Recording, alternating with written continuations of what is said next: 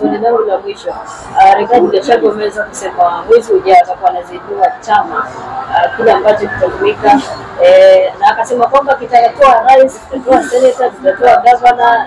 Labda nyinyi pia mmejipangaje? Maana pia President William Samoei Ruto is so much pressured about what Kenya really. Wacha niseme ya kwamba 2022 watu wa Mlima Kenya walienda katika election bila kujipanga na bila chama yao, na ile chama ilikuwa yetu ilikuwa Jubilee, na ilikuwa ishatekwa nyara na chama cha ODM ikafunikwa. So ni ODM ilikuwa inaonekana sana, si Jubilee ilikuwa inaonekana sana. So watu wa Mount Kenya hata wale tukua ODM hatukuwa na usemi na tuko na voice, na sauti yetu hata tukiongea haiko inasikika. So it is a good thing that Rigathi is going to do, to form a party for Mount Kenya people. We are going to support him. We will mobilize people. We will register as many members as we can across the country. But the party, remember, the party that Rigathi is going to form is not the party of Mount Kenya. It is the party to bring Kenyans together.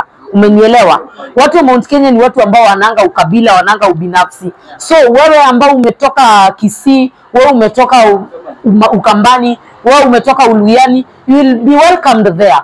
We will be there to talk about governance. We will be there to think about this country. So I congratulate Rigathi Gachagua. Unda chama yako na unda chama ya watu wa Mount Kenya, consolidate them together.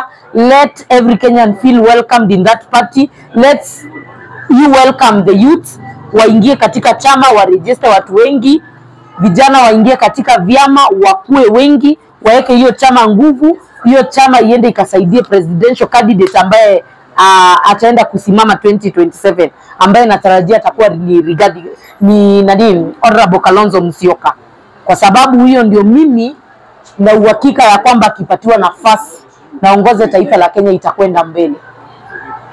Lakini sina shida with our principles. By the way, if they decide to give anybody presidents, we have no problem, as long as William Ruto gets out of power and we get somebody suitable to take this country forward. We have no problem, whether Matiang'i, whether Kalonzo, whether Karua, whether Eugene Wamalwa, anyone who can take this country forward. But let it be known that the president mwenye tutaweka 2027, hata yeye asifikiria atakuwa ameenda kwa comfort zone. Wananchi watakuwa wanamwangalia sana, wakitaka kujua yeye ataweza kumaliza na kutatua shida zao. So that president mwenye atachaguliwa akuwe ni mtu ambaye ako ready kuserve wananchi, asikuwe ni mtu kama William Ruto, because William Ruto was not ready to serve the people of this country. Haya, maswali hiyo side nyingine.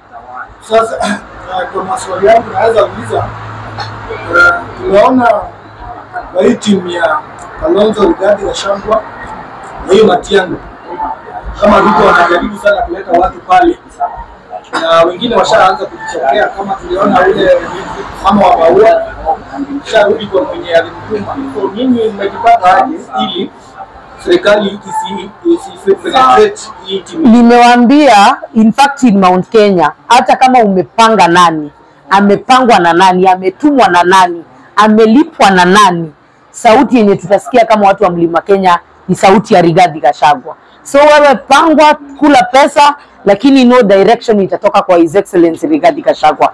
This time round we are not going to let him down, because na ni vizuri Rigathi ajue that hope ya Mount Kenya iko kwake, ndio ajue kutupanga, ajue kuenda pale. Kama atatupea presidential candidate, atupea ule presidential candidate ambaye atasatisfy biashara za watu wa Mount Kenya, majani chai yetu, kahawa yetu, maziwa yetu, na zile biashara ambazo tunafanyanga. Kwa sababu sisi kama watu wa mlima ni watu wa kujituma. Sisi kitu tunataka serikali ikuje ifanye, ni serikali ikuje imarishe biashara na itufanyie ile kazi ambayo imesema. Hizo vitu zingine hatujui. Yeah. Tumeona leo, nikimalizia mambo ya time, tumeona leo, si leo peke yake, siku hizi kila mahali Gachagua anaenda, tunaona serikali inajaribu kutuma vijana kuja kufuruga. Kama kijana mdogo mwenye wewe bado ndio unataka kuingia kwa siasa, unaweza waambia vijana kuhusu hiyo maneno? Ni mimi kitu nitasema, kutumiwa guns ni hali ya siasa.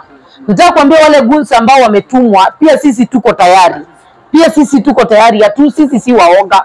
So kama umetumwa kukuja kuvuruga, kuja uvuruge ukijua utapatana na watu ambao pia hawachezi, ambao pia wamejiandaa na wako tayari kwa kile ambacho utakuwa umeleta.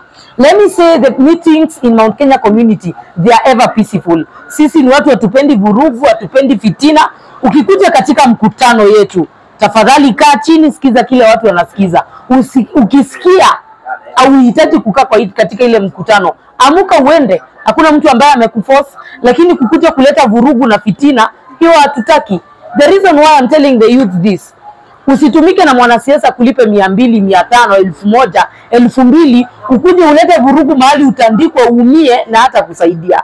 Tafadhali, wewe kama mwanasiasa amekutuma mahali kwenda kuvuruga, chukua pesa, eka kwa mfuko. Si lazima uende, chukua pesa, lakini kwenda kuvuruga usiende kuvuruga. Why are you attacking Rigathi Gachagua and is speaking what the people of this country want to hear?